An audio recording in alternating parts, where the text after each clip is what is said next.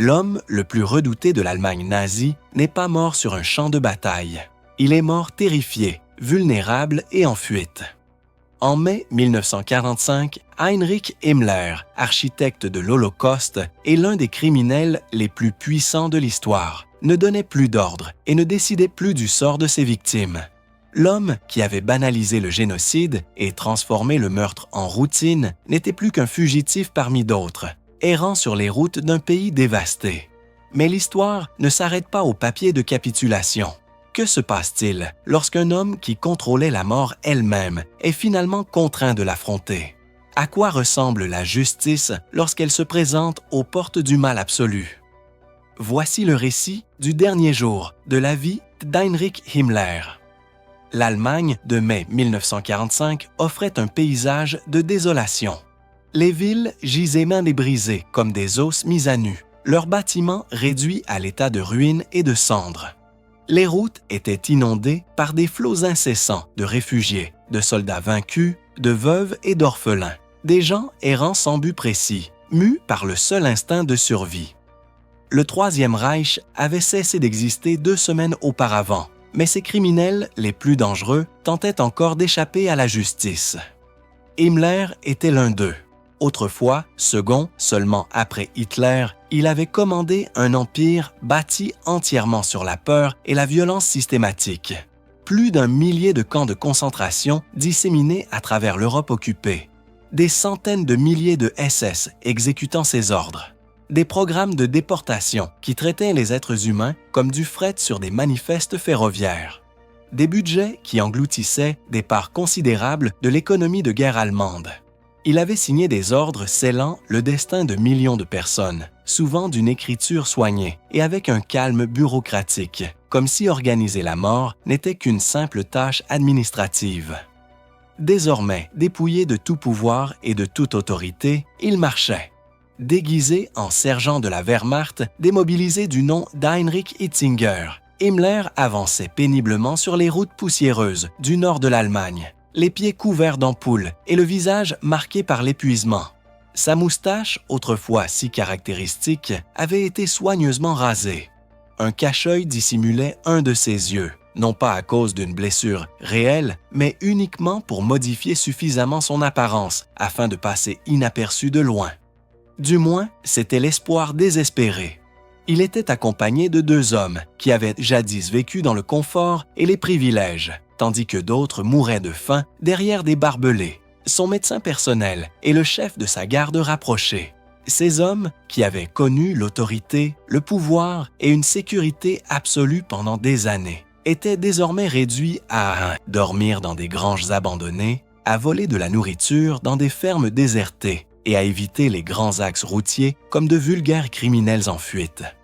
L'homme qui avait régné sur un continent entier par la terreur systématique était désormais lui-même rongé par une peur constante et lancinante.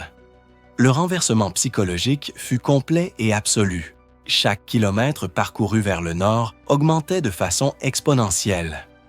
Les forces britanniques avaient lancé des opérations de ratissage systématiques et méthodiques pour capturer les dirigeants nazis en fuite avant qu'ils ne puissent se réfugier dans des pays neutres ou disparaître dans le chaos. Des points de contrôle surgissaient presque du jour au lendemain sur des routes qui n'avaient vu aucune autorité organisée depuis des mois.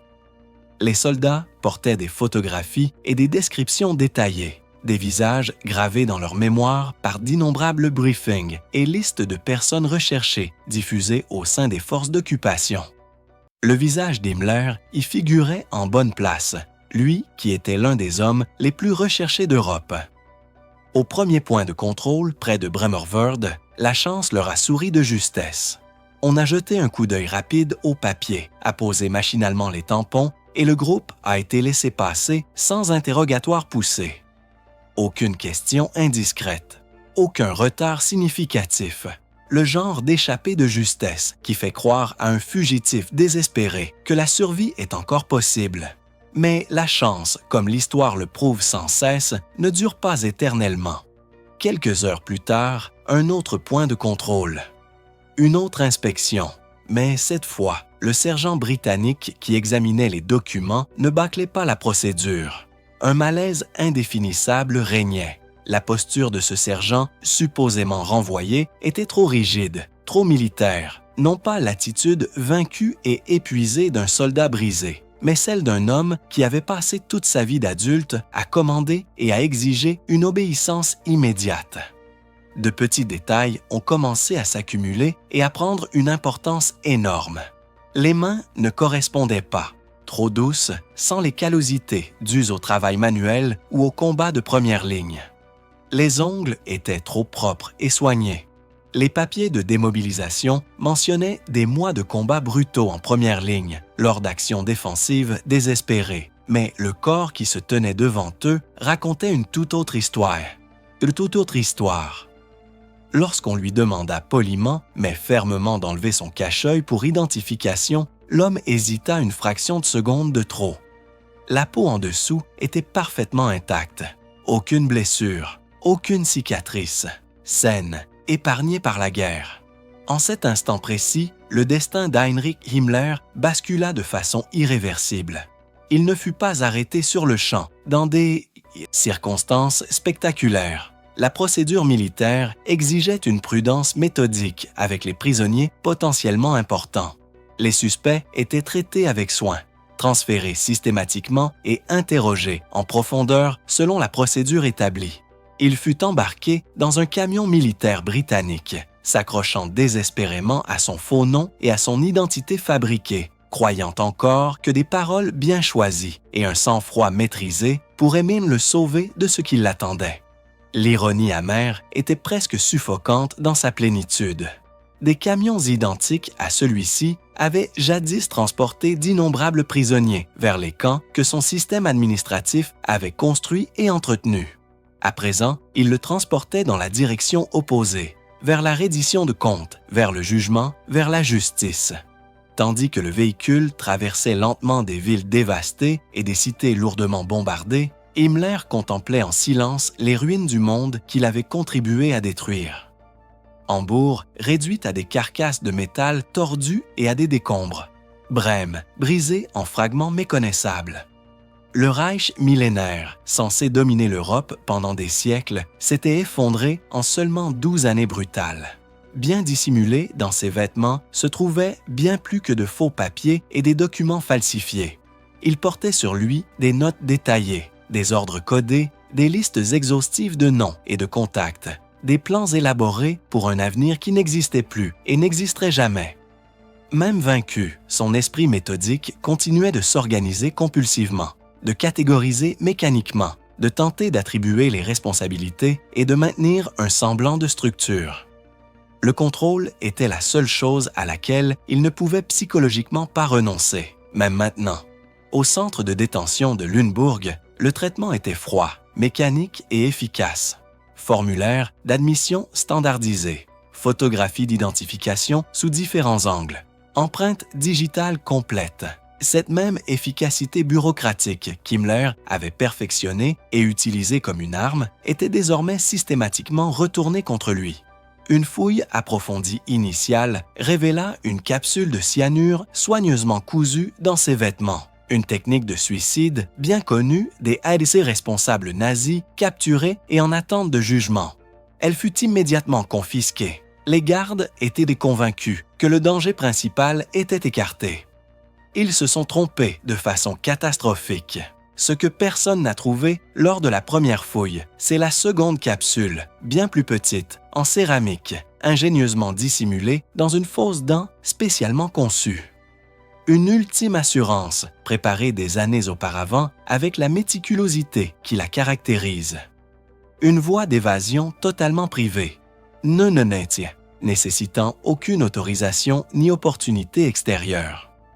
Lorsque l'interrogatoire formel commença véritablement, Himmler nia tout avec une conviction acquise. Assis, impassible, dans une pièce de béton nu, face à des agents chevronnés du renseignement britannique, il réitéra sans cesse sa fausse identité. Les heures s'écoulèrent lentement. Des preuves accablantes furent présentées méthodiquement. Des photographies défilèrent sur la table les unes après les autres, des images insoutenables de camps libérés, de charniers, de lieux de déportation. Pourtant, il a tout nié catégoriquement. non pas parce que les preuves accablantes étaient de faibles ou douteuses, mais parce que révéler son vrai nom signifiait renoncer au dernier brin de contrôle qui lui restait sur quoi que ce soit. Le tournant décisif ne survint ni par des menaces hurlées, ni par une colère manifeste. Il résulta d'un appel à la vanité. Lorsque ses exceptionnelles aptitudes organisationnelles furent reconnues par les interrogateurs, son efficacité légendaire, sa maîtrise logistique légendaire des opérations complexes, sa posture rigide se relâcha. Légèrement, presque imperceptiblement. Un petit hochement de tête. Un bref éclair de fierté indéniable traversa son visage. Ce bref instant a suffi à le briser. Seul Heinrich Himmler aurait pu concevoir et mettre en œuvre une chose aussi systématiquement vaste et terriblement efficace. Le nom fut prononcé à voix basse, presque comme une conversation, par un interrogateur, et cette fois, finalement, il ne l'a pas nié. Un examen médical a suivi immédiatement. Procédure standard absolue pour les détenus de grande valeur. Il fallait les maintenir en vie pour un interrogatoire approfondi en vue d'un éventuel procès et pour les archives historiques. Le médecin britannique adopta une approche professionnelle et méthodique, mais le poids écrasant des souvenirs récents pesait lourdement sur cette petite pièce. Il avait vu de ses propres yeux les camps libérés. Il avait senti l'odeur de mort inoubliable. Il avait vu des survivants émaciés continuer à mourir même après la libération, car la famine systématique avait progressé au-delà de toute intervention médicale. Il se tenait désormais face à l'homme qui avait rendu tout cela possible par ses décisions administratives. Lors d'un examen buccal de routine, quelque chose d'anormalement sombre attira son regard expert. Un corps étranger, logé près des molaires du fond. Lisse, en céramique, inquiétant. Il a prudemment tendu la main pour le retirer par mesure de sécurité. La mâchoire d'Himmler se referma brusquement avec une force soudaine et désespérée. Le bruit sec de la céramique qui se brise résonna dans la pièce en béton. L'odeur caractéristique suivit presque aussitôt. Amère, légèrement sucrée, absolument indubitable, cyanure d'hydrogène. Le même gaz toxique utilisé systématiquement dans... Les camps détruisaient maintenant l'homme qui en avait personnellement autorisé l'utilisation à échelle industrielle. En quelques instants, son corps fut pris de violentes convulsions. Ses muscles se contractèrent. Violemment. Il respirait par à-coups désespérés et de plus en plus vains. De l'écume mêlée de sang lui emplit la bouche et s'en échappa. Sa peau devint bleue tandis que ses cellules suffoquaient rapidement de l'intérieur. Les médecins militaires ont tout tenté, non pas d'abord pour le sauver, mais avant tout pour préserver leur humanité, pour prouver que même maintenant, même ici, ils privilégiaient la préservation de la vie plutôt que son abolition. Rien n'a fonctionné. Le poison était trop rapide, trop efficace. 15 minutes plus tard, Heinrich Himmler était mort. Son corps sans vie fut soigneusement photographié sous tous les angles, minutieusement répertorié et examiné en profondeur par des experts médicaux. La hiérarchie exigea des preuves irréfutables. Ces preuves furent transmises aux autorités supérieures. Mais même après sa mort, Himmler avait une dernière révélation à faire à ses ravisseurs.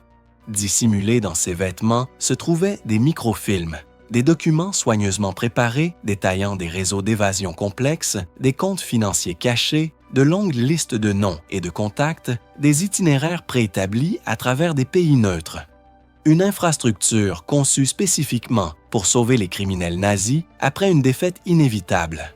Un système explicitement destiné à lui survivre et à continuer de fonctionner. Et ce serait le cas pendant des années. Le corps fut enterré dans le plus grand secret, en un lieu tenu secret. Aucune pierre tombale, aucune cérémonie, aucune trace de l'emplacement exact. Juste la terre qui recouvrait un homme qui avait méthodiquement transformé un continent entier en un immense cimetière. Quelques jours plus tard, d'autres documents cachés furent découverts. Des ordres rédigés après la capitulation officielle de l'Allemagne. Des instructions explicites pour poursuivre les opérations clandestines. Poursuivre l'élimination des personnes ciblées, attendre patiemment le retour du contrôle.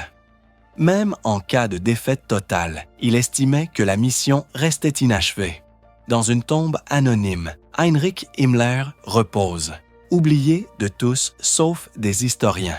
Mais les systèmes qu'il a mis en place, les millions de morts qu'il a causés et les profondes cicatrices qu'il a laissées demeurent. Ces dernières heures révèlent une leçon que l'histoire ne doit jamais oublier. Les monstres ne meurent pas toujours en hurlant leurs défis. Parfois, ils meurent en s'accrochant désespérément à la paperasserie, à l'orgueil et à l'illusion dangereuse que l'ordre bureaucratique peut justifier absolument tout. Et parfois, la justice arrive trop tard pour empêcher les crimes, mais jamais sans témoin pour se souvenir.